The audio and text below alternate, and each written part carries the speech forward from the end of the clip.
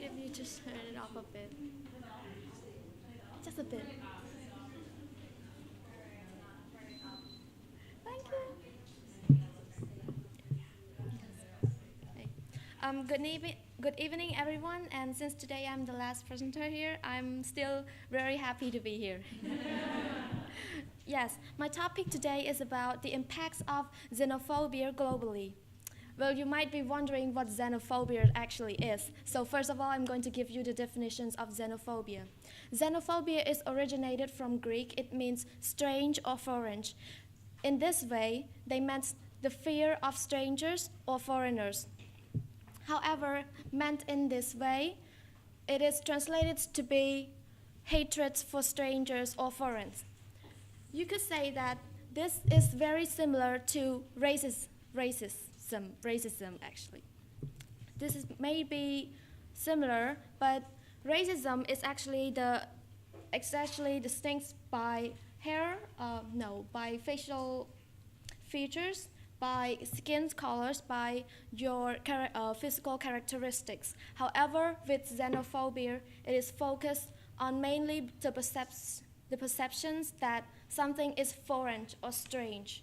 The cause of xenophobia in this case is about globalizations and internalizations. With globalizations, the population within the country may think that newcomers or immigrants pose a threat to them. They are competitors that may compete the ones that live in the country for jobs, for healthcare, for education services for free. So the threat is that they tend to protest a lot against immigrants, against refugees. Immigrants here does not mean only people who goes to another country in order to seek jobs or seek a living place. They also refers to refugees, to asylum seekers, and also to displaced person, those of which whose original countries are at war. They are displaced. By this reason, there are always protests and violence are always breakouts. For example, like in the US, you would know that there are a lot of cases for xenophobia. It causes xenophobia. You can use it like xenophobia and racism. Like there are a lot of cases regarding violence breakout. Civilians and refugees and like protesters, a lot of them died in the case.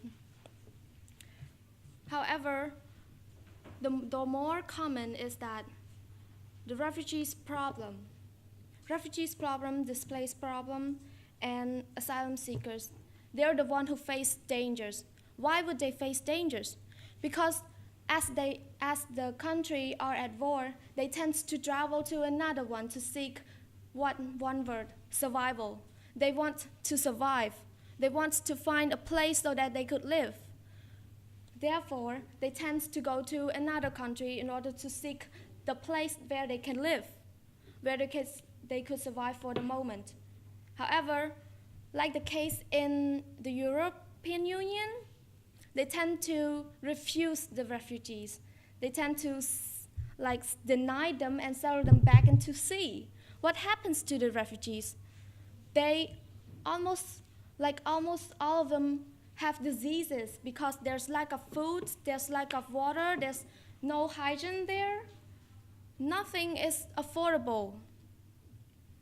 So this causes problems. So what should we do to go into the problem so that we can solve it? One word is that we need to understand each other. We need to understand that those refugees does not choose to have war in their countries. There are victims. Many of them are not actually people who want war, right? They want to go to school, they want to be with their parents, they want to be with their family and their beloved ones.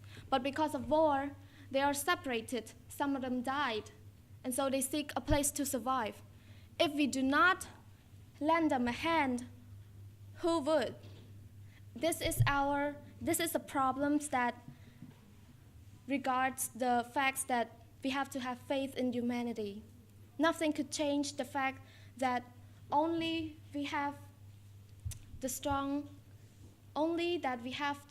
sense of justice that we need to help them. Life is precious, and that's what we should think of when we face the refugees' problems. We cannot be selfish and see them as competitors. We see them as someone who needs help. It is our help. And so to end my conclusion, I would like to state like one phrase from a lawyer that I have seen his article. No one, regardless of their gender, regardless of their backgrounds, religions, or physical traits, should be abused, should face violence, or should face discrimination. We are all free.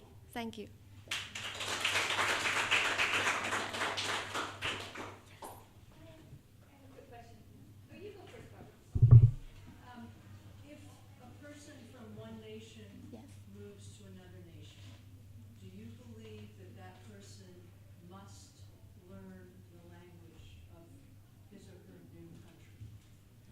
I think that in this case, it should go to see that we should see that is the person planning to permanently live in the country, or just like for a short term, like for survival short interns. Like in case of Cambodia, when there was like a civil war, Pol Pot regime, we actually go to the border of Thailand, like Cao Dai camp. And we don't actually have to learn the language of Thai.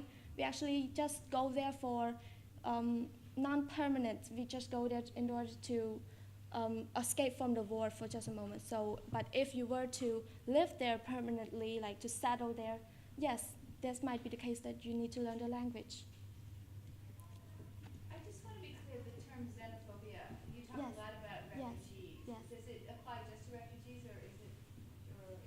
No, actually, as I mentioned, xenophobia doesn't only apply to refugees. They apply to immigrants or outsiders or foreigners, anything that is foreign. They apply everything, but it's just the case that refugees, the problem of xenophobia tend to go straight to refugees a lot, like the most common.